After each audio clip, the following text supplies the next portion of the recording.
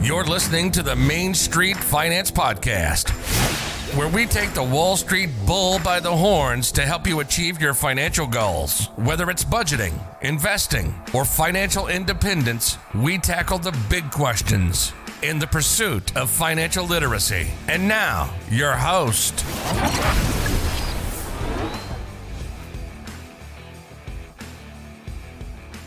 Hello, everyone, and welcome to the Main Street Finance Podcast. I am, of course, Alex, your host, and today we have a sort of public service episode with some corporate management mixed in. Today, I'm going to be sitting down with Setti Coscarella, who is the CEO of TAAT Global. Now, TAAT is a rather interesting company that makes a product that is hopefully going to take some market share from the big tobacco industry. Setti and I are going to talk about what it is his company does, as well as talk about some management decisions he made along the way to get his company off the ground. And with all that being said, let's go ahead and bring him on. Setti, welcome to the show. Thanks, Alex. Appreciate you having me on. Oh, I'm just glad to have you on here. It is amazing for me to have on the show another CEO, and it's really humbling. So I'm really glad you were able to take some time out of your day to come speak with me. No, it's my pleasure. So, Setti, I was wondering if we can start off by going a little bit into your background before you got involved with TAAT Global. Sure thing. So I originally started my career in capital markets. So I used to work in investment banking at TD Securities, did a lot of sort of stuff you would do in investment banking. So companies looking to go public, raise capital, merge, a lot of those different things. From there, I went to go work in private equity for a number of years. A lot of the focus was on green energy. So spent a few years working on that, then had the entrepreneurial bug. I guess after watching enough, well, in Canada it would have been called Dragons then, but in the US, Shark Tank. So after watching enough Shark Tank, I'm like, hey, I think I can do that. So I started my own company in the live event space and ran that for about 4 years until we sold it. And from there, I went to go work at Philip Morris, where we were working on a product called IQOS, which is a new category that tobacco companies are trying to build out called heat not burn. So it exists somewhere between a tobacco cigarette and a vape. And I worked for a number of years there figuring out how to commercialize it predominantly in Canada. And then while there, I got introduced to TAAT. And I thought the concept and the idea were very, very intriguing. And after spending a few months talking to the group that was behind it, I said, you know what, I do think that this is something that has a viable shot. So I decided to leave Philip Morris and join TAAT as CEO. So I started at TAAT August of 2020. And at the time when I started, the company was still very nascent. It was an idea, right? We were going to make a combustible hemp product, but we didn't want it to taste anything like hemp. We wanted to figure out how to get it to taste like a cigarette. And lo and behold, 14 months later, we're in about 10 states in the US. We've signed distribution deals for the UK and Ireland, Australia. We're working on a number of different deals for the balance of Europe. I mean, we've come a very long way in a very short period of time. Absolutely. I was following the timeline of events on y'all's investor relations page, and it seems like y'all are growing at quite a clip. We are running as fast as humanly possible, and then maybe a few miles an hour faster. It's just a couple, just a handful. Yeah. Everything we got and then some. Yeah. So we haven't really gone too much into TAAT, and it is a hemp cigarette that is essentially beyond cigarettes. Like how we have, plant-based burgers that are supposed to replace burgers, all the sensation without, all the harmful side effects. But same thing, but with cigarettes and hemp instead of tobacco. And I find that to be very interesting.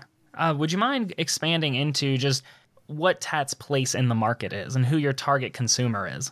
Absolutely. So the product that we make includes hemp, but it's not exclusively hemp. We do use a proprietary blend of different plant materials so that we can create something that'll taste and behave identical to, if not better than, a tobacco-based cigarette.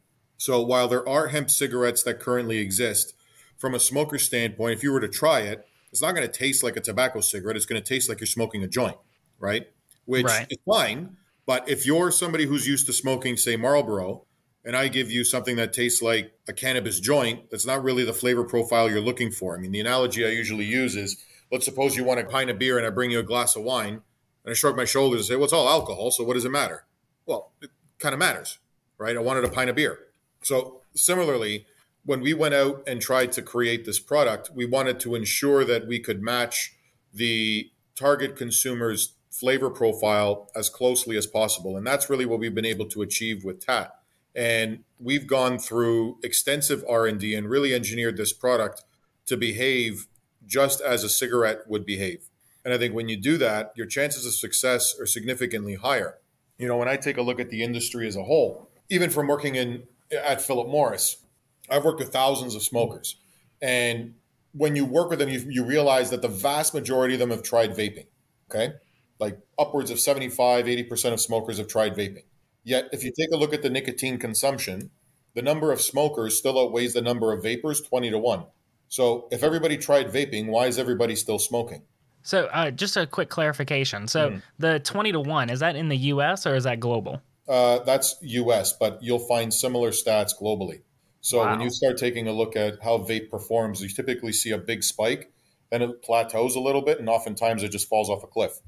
And you're starting to see that even in the U.S. now. Like Juul was on fire, and now it isn't. And that's, again, I think a part of that is the form factor. I think a part of that is the flavor profile. And I think for a lot of smokers, they prefer the delivery mechanism of a cigarette as opposed to a vape. And, you know, for us, when we were looking at trying to create the best alternative in the market, obviously we wanted to try to service the consumer in a format that they would readily accept, as opposed to trying to get them to accept or adopt something they likely wouldn't stick with. And that's really what I've seen in the market. I think the vape category did a better job of recruiting people to the category over converting people already in the category. And that's one of the differences with TAAT. I don't want to recruit people to the category. In fact, I'll tell people, if you don't smoke, don't start. And if you do smoke, you should probably quit. But if you can't quit, then try TAAT. Because you've got 1.5 billion smokers worldwide. There's plenty of market to go after. I don't need to find new market to chase, right? We're really here to try to help solve a problem. And the problem we're trying to solve is the highly addictive nature of smoking.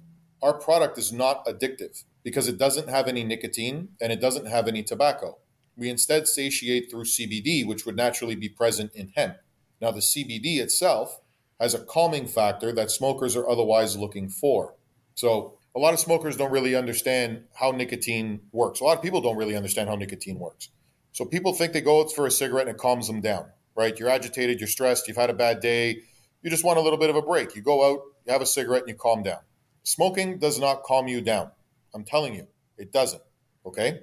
If you gave a cigarette to somebody who isn't addicted to nicotine, it's not going to calm them down. It might just make them nauseous. That's about it. It's because of how nicotine works. Nicotine only has a half-life of 45 minutes in the blood. So after about an hour, you start feeling like you're in withdrawal. You don't realize you're in withdrawal. You just feel anxious, antsy, unrelaxed, and you go out for a cigarette. It's because your body's in withdrawal. So it doesn't calm you down. It's because you're coming down off of the last cigarette and you need another hit. There you go. So a smoker walks around all day in perpetual withdrawal. In fact, if the tobacco industry were the alcohol industry, all the consumers would be alcoholics. But alcohol does just fine without relying on all of its consumers to be alcoholics. So one of the things that I kept getting when I was leaving tobacco is, well, how are you going to sell this product that's non-addictive? Which I thought was absurd, right? Like I said, alcohol doesn't need all of its consumers to be alcoholics in order to succeed. People have a choice. If I want a bourbon, I'm going to have a bourbon. I don't want to have a bourbon, I'm not going to have a bourbon, right? And I think we can do the exact same thing on the smoking side, where we can give people the power to choose back. And that's what TAAT is. We can still give you the ability to feel relaxed, to feel calm, to get that sensation and satisfaction you would otherwise get from a cigarette without having to trigger the addiction response, because we don't have nicotine and CBD isn't addictive. So when smokers are able to move over to TAAT, they now, in my mind, are empowered to make the choice for themselves. You want to smoke, smoke. You don't want to smoke, don't smoke. No different than you want to drink, drink. You don't want to drink, don't drink. So what is the, I don't think you could say recommended use case, but because that's probably a medical thing, but it sounds like your target consumer is someone who's wanting to either quit or slow down on their cigarettes or how much they're smoking. So is there a suggested, I don't know, like way to do it? Like maybe 50-50, you smoke a real cigarette, then the next time you get that itch, you use TAAT? Or Do you go cold turkey, use it with patches or the nicotine gum, or what's the pattern of use with it? I'm not entirely sure you need to kind of intermingle, because whenever I have given this product to people who are smokers, they'll have a couple and say, wow, I actually just kind of like the way I feel calm, relaxed. Like this is the sensation I was otherwise going for from a cigarette. And I prefer this smoking experience to what a tobacco-based cigarette would otherwise give me. So for us, it's really targeting people who are otherwise smoking and giving them what is a better alternative compared to smoking cigarettes. That's what I think TAAT really is, and the place that it's going to hold in the market. I mean, the value propositions we're able to provide consumers, I think, are immense. One, there's the fact that it's non-addictive. So you now have the power to choose whether you want to smoke or not because you have a physiological dependency to it. Two, because we're not tobacco, we're not typically subject to the same tobacco taxes, if any at all, that cigarettes are subject to. So we're able to pass those savings on to consumers. So not only can you get something that's not going to be addictive, yet still satisfying, you can also achieve it at a cheaper price point, which I think for any smoker is a welcome change, because cigarette prices usually only go in one direction, but this time they're going the other way. Alrighty, and you actually jumped a little bit ahead of something I wanted to ask you. So TAAT, naturally, as something that is trying to get people sort of off of cigarettes or give them more freedom as far as smoking, but without the nicotine. Mm-hmm. I think it's fair to say that you guys are disrupting the cigarette industry and big tobacco and even your former employer, Philip Morris. So a question I had on that disruption is, are you guys affected by the same excise taxes or the tax on, the sin taxes? No, in many cases we won't be, because the way that those regulations are typically written, they're written around a drug or they're written around a plant, i.e. nicotine or tobacco. The fact that ours doesn't contain either one doesn't trip any of those laws to come into effect. Therefore, we're able to offer this product to the market at a significant discount to what leading cigarette prices would otherwise be. On top of that, it also gives us the ability to engage in a lot of interesting marketing initiatives. Again, like you don't see the Marlboro Man walking around anymore, do you? Oh, no. No. But we went and sponsored PBR. So I've always thought that a cowboy did pretty good selling cigarettes. So we sponsored a whole army of them. And for the people who may not know, would you mind going into what PBR is? Sure. PBR is a professional bull riding league.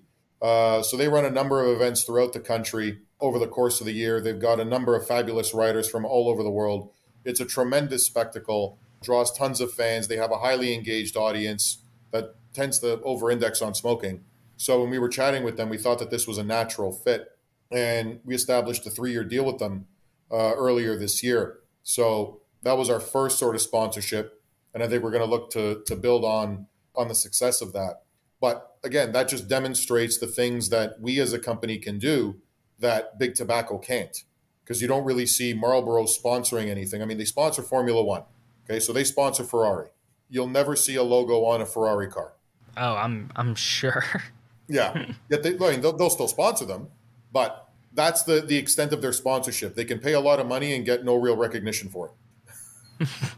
I'm trying to, I guess in my head, I'm trying to figure out, is it a tease or is it petty or is it just a ha-ha on them that you took the Marlboro Man and decided that, oh, you know what, for the first big sponsorship we're going to do, it's going to be Cowboys. I'm trying to figure out what the definition, like, is that petty or is that just a punch in the face? Is that ha-ha? No. I think it's, look, I think it's paying homage to an industry icon that did extraordinarily well for the category. How's that? I think that's a very corporate definition and not pick a fight with potentially bigger companies. It's like, oh no, we're paying homage with our advertising, which is actively trying to take their market share. Well, and listen, I think that in general, the sport was something that would index well with the demographic of consumers we're going after. Because again, we want this product to be purchased by people who are currently smoking. I really don't want somebody who isn't a smoker to buy this product. And you're probably not going to hear a lot of CPG companies come on and say, I don't want people to buy my product. But I'm telling you, if you're not a smoker, do not buy my product. Well, there you go, guys. You heard it here first. Yeah. You both found out about it and was discouraged to not use it here on this podcast. Unless you're a smoker, then you should absolutely Unless you're a smoker. And again, I mean, I think it sort of falls from some of the trouble that Juul and the vaping industry fell into, right? I mean, they initially positioned themselves as a product that could help smokers. And then they go out and make flavors like cotton candy and creme brulee and Fruit Loops. Fruit Loops and all these things. I mean, yeah, I mean, the person who's smoking Marlboro is definitely looking for Fruit Loop flavored vape, right? And then they would run advertising on Nickelodeon, and they would go into junior high schools and run lunch and learn sessions on, hey, you shouldn't smoke, but if you're going to try something, then, why don't you try this thing instead? Yeah, just start easy. You recruited a bunch of youth to the category, and you did it, overtly. It was not a smart move, and they're paying the price for it now. So, again, I like to learn from the things that other people do well, and also from things that maybe didn't go so well. And I don't think that's something that went terribly well. And I'd rather not make the same mistake, right? Our product is designed for people who are smokers. Okay. So let me ask you this. It sounds like a lot of your potential market is going to be in that category of wanting to either step down their smoking or quit entirely. So I know, well, actually, let me go ahead and ask this question first. Do y'all have any research or any kind of studies that have been conducted on the effects of hemp cigarettes in the effort of quitting smoking? Well, there has been a study out of the UK that ran CBD against a placebo as something that would satiate smokers, and it showed that it did. And that's really what ultimately you're looking for. Can I give you the same satisfaction that you would otherwise get from a cigarette or better? And I think this is better. Then I think smokers are able to put the consumption into their own hands. And if you want, again, you want to smoke, smoke. You don't want to smoke, don't smoke. And I know, oftentimes this question will then sort of lead to, well, if consumption isn't going to be as high, what's going to happen? There's 1.5 billion smokers, right? If Philip Morris is at the top of the mountain and we're at the bottom of the mountain, if you met somewhere in the middle, I think I'd be okay. Especially with how frequently the product needs to be purchased. Well, exactly. I mean, when you take a look at the market as a whole, it's almost $1 trillion a year globally. Like it is the Mount Everest of markets.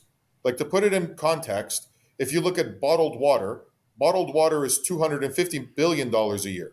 Tobacco's 4 times as big as water. Now, we're just getting started. So there's an enormous sort of runway ahead of us. And if smokers can use this product to change their consumption patterns, to feel better about themselves, to achieve any sort of desired effect that they otherwise want, so be it, right? Absolutely. I mean, I always kind of look at it this way. Like, we're not going after massive market share. I mean, the market is so big that it's not even required. Like, we typically try to target 0.5%, which is 1 out of 200 smokers, right? There's almost 40 million smokers in America. If we got 0.5%, that's 200,000 smokers. And if right? those 200,000 are buying a pack a week. Yeah. So 200,000 smokers, if you convert 200,000 smokers in a pool of 40 million, there's still 40 million smokers to go after. Absolutely. And at what, $5, $6, $7 a pack? Yeah.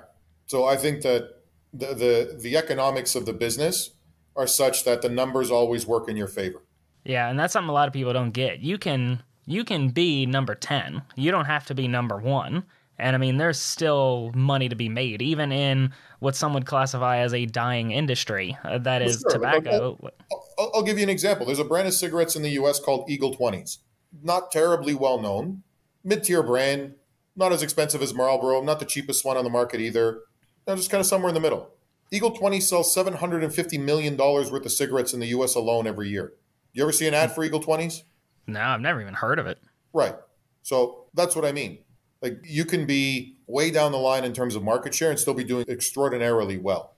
And that's just in one market. We're looking at, global. So let me ask you a weird question here. We've talked about visibility with cigarettes and that you don't need to really advertise. I mean, you guys are, but y'all are a new product, new type of category. But the sort of establishment of big tobacco doesn't really need to advertise, and their stuff is everywhere. You go up to basically any gas station and their stuff is right there behind the screen or behind the counter. Because you guys are not tobacco, and because you guys don't have those excise taxes, you don't have really the huge amount of government regulation, are y'all cigarettes right next to the Marlboro, or are y'all somewhere else? Or in the stores where you are listed, are y'all right there with the cigarettes, or would y'all be in a totally different section? No, we always want to be near the point of sale. So whether it's in the same shelves as tobacco, or oftentimes we'll set up a counter display unit. So, if you walk into a convenience store, you'll see like the 5-hour energy. Oh, yeah.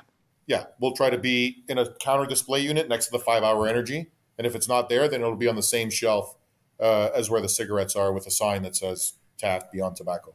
Gotcha. And then what are y'all doing, because y'all aren't necessarily tobacco, what is your sort of customer education? Like, what are y'all doing for getting the word out there? Not only that, hey, my product exists, but hey, here's how you can use it to your benefit. So obviously we run digital marketing campaigns that at least help introduce people to the brand. There's a lot of great information on our website, which is trytat.com. And if you are a smoker and you do want to try the product, you can go to trytat.com, register, and we'll send you a pack for free. So for anybody who in your audience who is a smoker that wants to try it, that's the easiest way to get your hands on one. And then we'll also run education campaigns, whether it's in store where people go to buy their packs of cigarettes, or in places where people would otherwise be smoking, bars, restaurants, nightclubs, and whatnot.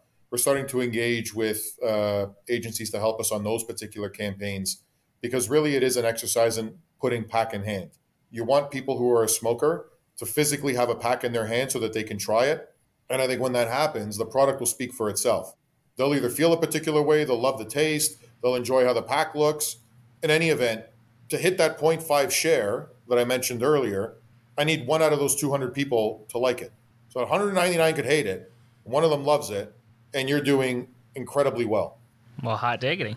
So I believe we've talked about your product plenty. It sounds good. I'm not a smoker, so I can't really give too big of an opinion on it. But at least from a product perspective, a marketing perspective, I find your product very interesting. Now, I think we've covered a lot of that, and that's why I wanted you on the show, because I think it's very curious, because I have a lot of family that smokes, and I find it a very interesting and innovative product. But anyway, I want to talk a little bit more about the financing side of it, or the high-level corporate finance kind of nerdy stuff that I like to talk about. Sure. So a weird question I have for you is, I know you guys, because it's listed on your website, you applied to be on the Nasdaq, or to be listed on the Nasdaq, or one of the American stock exchanges, for the 2 people in my audience who maybe didn't know that, on April of this year. Mm-hmm. I'm curious, for what I understand, on y'all's website, TAAT is exclusively, at the moment, sold to U.S. consumers. So I'm curious as to, for an American product, why are y'all publicly listed on the Canadian and Frankfurt stock exchanges before going to the U.S.? Well, we are listed in the U.S. on the OTCQX. So right. The ticker there is TOBAF. But the parent company was initially conceived in Canada. So it was originally a Canadian company that purchased TAAT. And then from there, we started to commercialize the business in the U.S. because we looked at a bunch of different markets, and the U.S. seemed to be the one that would be the most amenable to getting this product out. So that's why we started commercializing in the U.S. Now, in terms of the Nasdaq application, yep, we submitted that. We'll basically go back and forth on a number of different questions. They want to better understand the nature of the business, how it works, what the long-term prospects are, and really just sort of vet it from their own due diligence standpoint, because you can imagine how many companies apply to get uplisted to the Nasdaq. Probably quite a few. Especially in this day and age. So hats off to them for doing the appropriate due diligence so that they can put companies on there that best represent what the Nasdaq stands for. We're currently in that process now, and hopefully we'll have some updates on it soon. And as soon as we do, then obviously we communicate that to our shareholders in the market as a whole. Alrighty. And I was wondering if you could expand a little bit upon that process. So you have TAAT, this successful company, you're going after 0.5% of market share, and you're established in Canada, publicly traded, established in Germany, publicly traded, and now we're going to the U.S. Mm-hmm. What is the process of getting listed on the NASDAQ? Just high level. I imagine it can get very technical, but for people in my audience that are curious, what would be roughly a private company goes public? Well, we were already a public company. So again, like we traded on the OTC, and really what you're looking to do is upgrade from the OTC to the NASDAQ. Now, in order to do that, first you file an application, and then they vet the application, and then it really just becomes an exercise in back and forth. So we'd like to be listed on the NASDAQ. Okay, great. Thank you for your application.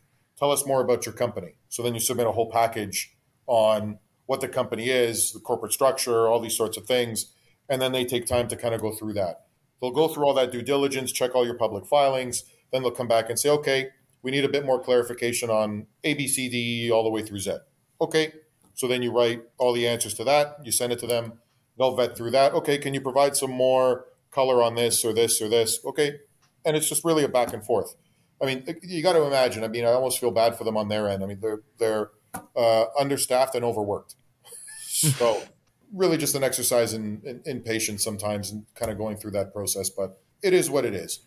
So that's basically the process. Now it gets a bit more detailed and complicated than that. I mean, you have to involve a lot of lawyers and bankers, consultants, and all these sorts of things to make sure that everything is appropriately tied and up to speed for what they're looking for in the companies that they want to list on their exchange. Because different exchanges will have some different rules, right? So you just want to make sure that you hit the rules that abide by the exchange.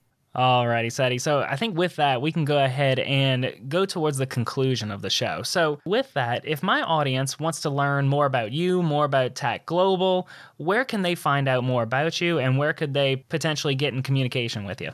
Sure. So they could follow us on social. So you can follow us at TAAT Global, or you can go to tatglobal.com if you want to learn more about the company. If you want to learn more about the product, you can follow us at TAAT, TAAT, or you can go to trytat.com and you can learn all you can about the product. And if you are a smoker and you want to try it, that's the best place to go. Register and we'll send you a free pack. Alrighty. So, Setti, my next question here is the last question I typically ask, and I don't prepare any of my guests for it. Okay. So, if you had a single mic drop statement that you would like to leave my audience with today, what would that be? I think I'll say this. Like I mentioned before, the market we're going after is about the size of Mount Everest. And from where we are in our history, we're just getting to base camp. Now, we've got a huge runway ahead of us, and I think we're at the point now where if this is a plane, the wheels are definitely up. So take that for what it's worth. Hope you learn more about the company. And if you are a smoker, I sincerely hope you try TAAT. Alrighty. Now, this episode is dedicated to everyone out there who is a smoker, who wants to stop, or who maybe has had trouble stopping. I know I have had friends and family members who have gotten that addiction to nicotine who want to stop. So if you're looking for a solution, maybe the patches or the gum doesn't work, well, here's another solution for you. Make sure you go to that website. It was trytat.com, and they'll send you a free pack. I hope sincerely that it works for you. Setti, thank you so much for coming on the show today. I really appreciate it. Thank you, Alex. It was a ton of fun. Thank you, sir. Same here. And for all of you at home, you have all kinds of links in the description below. Everywhere that Setti mentioned, you can get in contact with him or the company will be listed in the description below. I hope you all have a great week, and I will see you all next time. Thank you for listening to the Main Street Finance Podcast. Have a question on today's topics or have suggestions for future episodes? Send an email to mainstfinance@gmail.com. Sharing is caring, so if you learned something new and useful today, make sure you share with friends and family. Don't forget to like and subscribe to be notified of new episodes. For demonstrations and more examples, be sure to check out the YouTube channel. We'll see you next time.